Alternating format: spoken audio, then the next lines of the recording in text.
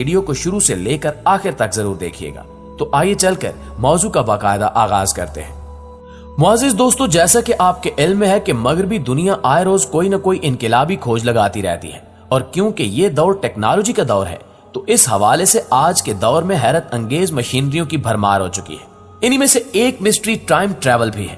جس کا مطلب یہ ہے کہ وقت میں سفر کرنا، ماضی میں پیچھے چلے جانا یا مستقبل میں آگے چلے جانا، جس کو مغربی دنیا میں بہت زیادہ پروموٹ کیا گیا ہے کہ اس ٹیکنالوجی کی مدد سے ایسی ڈیوائس بنائی جا چکی ہے جس کی مدد سے وقت میں سفر کو ممکن بنایا جا سکتا ہے۔ لیکن کیا آپ جانتے ہیں کہ قرآن مجید فرقان حمید میں 1400 سال پہلے ہی بیان کر دیا گیا تھا کہ جب نبی اکرم صلی اللہ علیہ وآلہ وسلم مکہ مکرمہ سے مسجد اقصی پہنچے،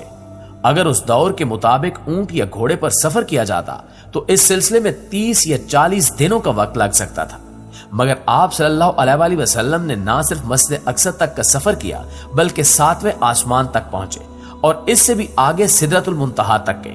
وہ حد کہ جس کے آگے جناب جبریل علیہ السلام کے پر بھی جل جاتے ہیں۔ دوستو، سائنس کے لیے یہ سمجھنا ناممکن تھا کہ آپ صلی اللہ علیہ وآلہ وسلم نے پوری کائنات کا سفر کیا، لیکن زمین پر بہت کم وقت گزرا۔ سائنس کی اسپیشل تھیوری آف ریلیٹیوٹی کے مطابق اگر کوئی جسم روشنی کی رفتار کے ساتھ سفر کرتا ہے تو وقت کا پھیلاؤ بڑھ جاتا ہے۔ رسول اللہ صلی اللہ علیہ وآلہ وسلم جس براق پر سوار تھے اس کی رفتار روشنی کی رفتار سے کئی گنا زیادہ تھی۔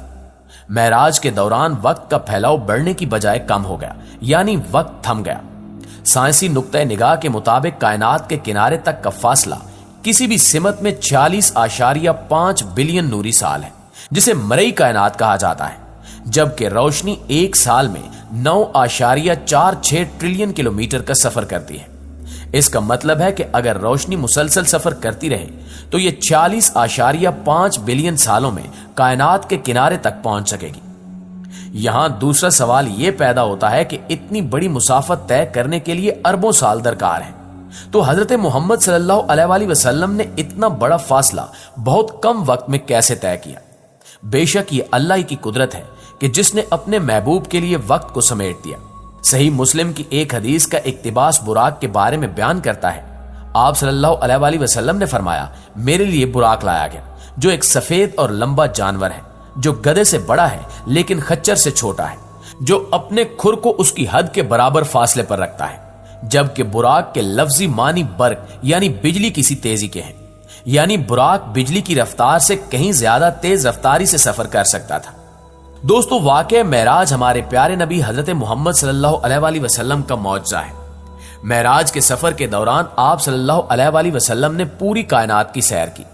آپ صلی اللہ علیہ وآلہ وسلم نے اللہ تعالیٰ سے ملاقات کی، اور آپ صلی اللہ علیہ وآلہ وسلم نے جنت اور جہنم کا مشاہدہ بھی کیا۔ آپ صلی اللہ علیہ وآلہ وسلم نے تمام انبیاء اور تمام رسولوں سے بھی ملاقات کی۔ اس مبارک سفر کے حوالے سے نبی کریم صلی اللہ علیہ وآلہ وسلم نے فرمایا کہ سفر معراج سے پہلے حضرت جبریل علیہ السلام میرے پاس آئے، میرا سینہ چاک کیا، پھر سونے کا تشت لایا گیا اور میرے دل کو نکال کر اس تشت میں دھویا گیا جو ایمان سے بھرا ہوا تھا، اور پھر میرے دل کو واپس رکھ دیا گیا، یعنی اللہ نے اپنے حبیب کے دل کو اور ان کے وجود کو مضبوط کر دیا اور سفر کی طاقت عطا کر دی۔ دوستو، غیر مسلموں نے واقع معراج کی حقیقت پر کفر اور اختلاف کیا۔ کئی بار غیر مسلموں نے یہ سوال اٹھایا کہ حضور نبی کریم صلی اللہ علیہ وآلہ وسلم کے لیے یہ کیسے ممکن تھا کہ وہ بہت کم وقت میں پوری کائنات کا سفر کر سکے۔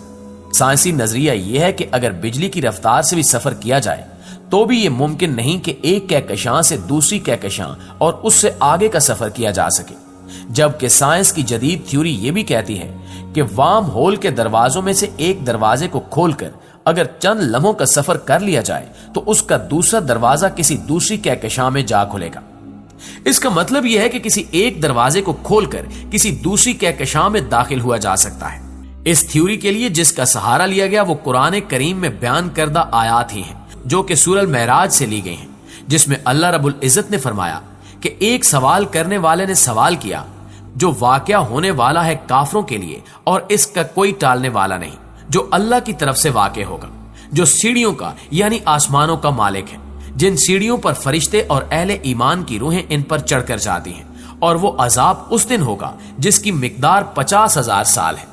علماء اس کی تفسیر بیان کرتے ہوئے لکھتے ہیں کہ انسانی وقت میں اس کا موازنہ کیا جائے تو وہ وقت 50,000 سال بنے گے، اور یہ سفر ایک دن میں طے ہوگا جسے قیامت کے دن کا نام دیا جاتا ہے۔ اور بالکل اسی طرح سے اللہ نے وہ سیڑھیاں بنا رکھی ہیں، یعنی وہ دروازے جو ایک آسمان سے دوسرے آسمان تک کا سفر محض ایک دروازہ کھلنے کا ہے۔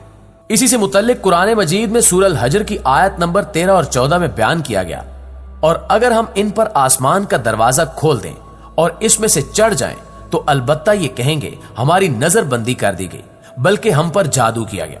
ناظرین گرامی، ان آیات میں بیان کیا گیا کہ وہ لوگ جو گمراہ ہیں اللہ انہیں راستہ بھی دکھا دے کہ جس طریقے سے فرشتے آسمانوں کے درمیان سفر کرتے ہیں تو وہ لوگ کہیں گے کہ یہ ہماری آنکھوں پر پٹی باندھ دی گئی ہے یا ہم پر جادو کر دیا گیا ہے، یا ایسا ممکن نہیں تھا۔ یعنی اللہ سبحانہ و تعالیٰ نے یہ بھی بتا دیا کہ فرشتے کس طرح سے سفر کرتے ہیں اور آسمانوں کے درمیان وہ دروازے یا سیڑھیاں کیسے موجود ہیں جو ایک آسمان سے دوسرے آسمان کا سفر فوری طور پر ممکن بناتی ہیں۔ آج سائنس 1400 سال بعد قرآن مجید میں بیان کی گئی تھیوری کو لے کر پھر اسی سوال پر کھڑی ہے کہ ایک ہی رات میں یہ سفر کیسے ممکن ہوا۔ سائنس آج بھی یہ ماننے کو تیار نہیں کہ کوئی بشری وجود یا انسانی جسم بجلی کی رفتار سے یہ سفر کرے اور اس کے بعد وہ انسانی جسم کی صورت میں باقی بھی رہے، کیونکہ سائنسی علوم کے مطابق کوئی بھی شے بجلی کی رفتار سے سفر کرے تو وہ اپنے وجود کو بدل ڈالے گی، اور اگر بجلی کی تیزی سے یہ سفر کیا جائے تو کئی بلین سال تک کا وقت درکار ہو سکتا ہے۔ اللہ رب العزت کی یہ کائنات بہت وسیع ہے، کائنات کی حد کو کوئی جان نہیں سکتا، اس کے بارے میں صرف اور صرف اللہ رب العزت ہی کی ذات جانتی ہے۔ یہ سفر کیوں کر ممکن ہو سکا، اللہ رب العزت کی اپنے محبوب سے ملاقات کے دوران کیا کیا باتیں ہوئیں، اس کے بارے میں اللہ اور اس کے رسول ہی بہتر جانتے ہیں۔